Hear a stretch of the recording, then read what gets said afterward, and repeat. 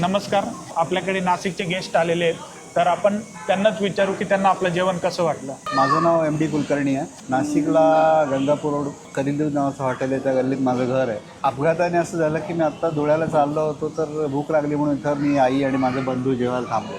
त्यांचा एक्सपिरियन्स चांगला आहे आणि मॅचिंग तुमचं फूड क्वालिटी पण आहे. जेवण चांगलं आहे. कुठलंही फूड जे चालवतो आपण, हॉटेल चालवतो, जेवढी मालाची जेवणाची क्वालिटी मेंटेन राहील तेवढं लोक जास्तीत जास्त काळ तुम्हाला लक्षात ठेवतील. नक्कीच. आजचं जेवण निश्चित चांगलं होतं. Thank you very much. Wish you all the best. Thank you. पुन्हा लवकर या. जेवणाची क्वालिटीवरती पूर्णपणे लक्ष दिलेलं असतं आणि सगळ्यात महत्त्वाचं म्हणजे जो स्टाफ अटेंड करणारा असतो तो ग्राहकाशी कनेक्टेड असतो.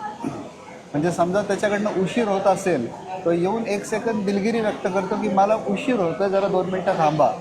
म्हणजे ग्राहक चिडण्याच्या आधीच शांत होतो की अच्छा ठीक आहे, आपल्याला आधी माहिती मिळते आहे. खरी गोष्ट. ही गोष्ट सोपी असते. अन्नाची क्वालिटी आणि लोकांची बोलण्याची पद्धत या 2 गोष्टींमध्ये हॉटेल चांगले चालतात.